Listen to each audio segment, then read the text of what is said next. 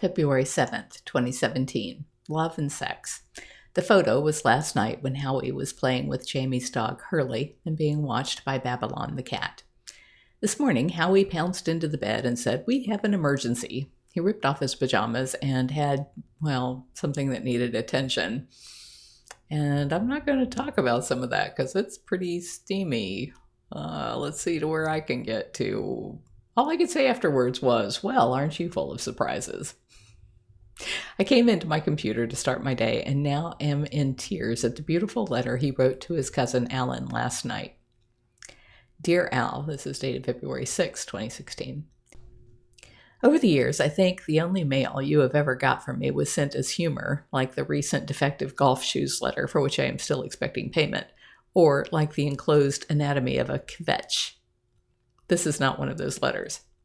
I have been thinking of you multiple times each day since we last spoke. I did not want to call again because it so clearly exhausted you, so I decided to write.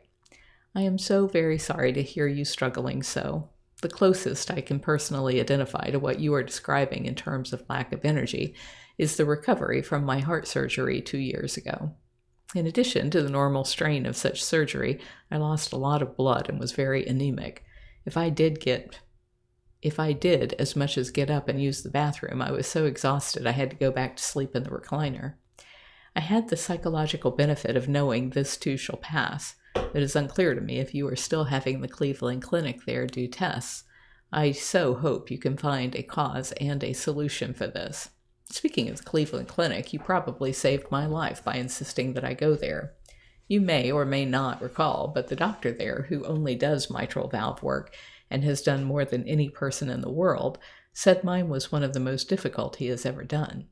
The doctor I had picked out here in Tampa was of course very good, but I have real doubts as to whether he could have handled that level of difficulty and whether I would have had such a good outcome or even lived. I have always felt that you and I had such a unique bond. It started, of course, with your relationship with Mom. Even in the most difficult of times, if your name came up, it brought a smile to her face and triggered a glint in her eye. Rick still remembers, as a youngster, the time you showed up at the door unannounced. He had no idea who you are, and I cannot right now recall the clowning you did with him, but he still tells the story. In reflecting on that bond, it occurs to me that I think part of it was based on two things we have in common. One was simply operating with integrity, a relatively rare value these days. I remember you explaining to me why you quit litigating, because the judges were crooked and you were not going to play that game. Your integrity was a common thread throughout all of our discussions on any topic over the years. When Mom was close to the end, she called me to her bedside one day. This brings tears to my eyes as I write and I have to pause. She said, "I hope you are successful in your life, however you decide to define it. It may be money or your job. I just want you to remember one thing. No matter how successful you are in your career or your finances, something or someone can always take it away. There is only one thing that nobody but you can take away from you, and that is your honor." That is how I tried to live my life, and I honestly believe I have. It is how you lived yours, I believe. The only time I know of that we both deviated was buying Skipper Hill's liquor store chain stock before the merger. What the heck were you thinking? Smiley face. The second thing that strikes me we uniquely have in common is our bantering sense of humor. I cannot think of anyone who could give me back as well as I gave more than you. And because we have similar senses of humor, I think we both could appreciate the other's humor. I am reminded of that glorious day on the golf course. "Hey, Alan, what, ever hit it into the water? I would not trade all the holes in one. I would not trade all the holes in one in the world for that 18th hole eagle." And, speaking of your humor, brings to mind the time at my townhouse in Kendall when you went into my bedroom to use the bathroom, found a speedo-style bathing suit that I must have had hanging in there, and came prancing out with it on. I remember Sadye screaming. I thought she was literally going to shit. There is one thing that we are truly blessed to have in common. I think you recall my friend, Marshall Toplansky, who may or may not remember his parents, Irma and Eli.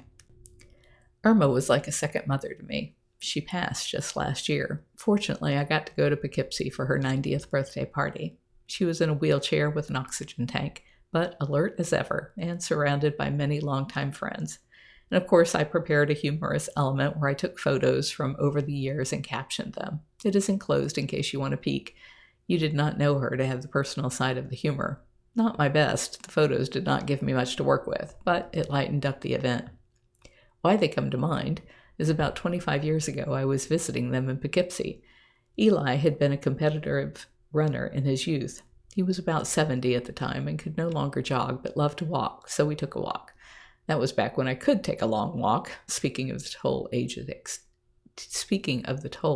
takes. Now my back aches after 100 yards. Anyway, we were walking, and I said to Eli, as you look back at your life at 70, which at the time I thought was very old, how our perspectives change with time, as you look back on life at 70, what strikes you as most important? Without hesitation, he said, the love of a good woman. You and I have been so blessed in that regard. We similarly finding it later on in life. I so wish Mom could have met Carole. Mom would be so pleased to know how happy she has made me. And one element of that is our ability to make each other laugh and banter without offense. As I observed your interaction with Phil over the years, I have often thought how similar your relationship seems to be. And, like integrity, a marriage like that is so very, very rare. Maybe 10% of marriages at most. We are so lucky. I have a number of photo collages hanging on the wall of my office here. One is a photo of you, Phil, and me at my townhome when I was in law school. You still had red hair. Mine was long enough to half cover my ears. And Phil had such a glowing smile in that photo. You, not so much. Smiley face. I see it often and think of you both. But there are other memories, like the look on your face when I would put one by you on the tennis court. But I'll stop. Mostly, Alan, I just wanted to write and make sure you know how much you have meant to me in my life and what a positive influence you have had on it. I'm choking up thinking about it. And perhaps because we are so similar in so many ways, over the years as I watched age take its toll on you, I often looked at you and felt like I was looking into a mirror, but 20 years into the future. At 46, approaching 50, I thought I was getting old. Ha! What a laugh that is now. Now 46 seems so young. So for you at 87 or 88 now, my whining about age 66 probably seems like a joke. But I have outlived both Mom and Dad by more than a decade, and do wonder if it's the 8th inning or am I in the bottom of the 9th? We never know. I hope you're not letting the exhaustion stop you from taking whatever measures you can to continue to try and find out what is causing this and get past it. As I have told you before, I am counting on you to eloquently say nice things at my funeral. Thinking of you daily, and please tell Phil I am thinking of her as well, aka Eagle Man. If you're enjoying my diary, please like, share, and subscribe.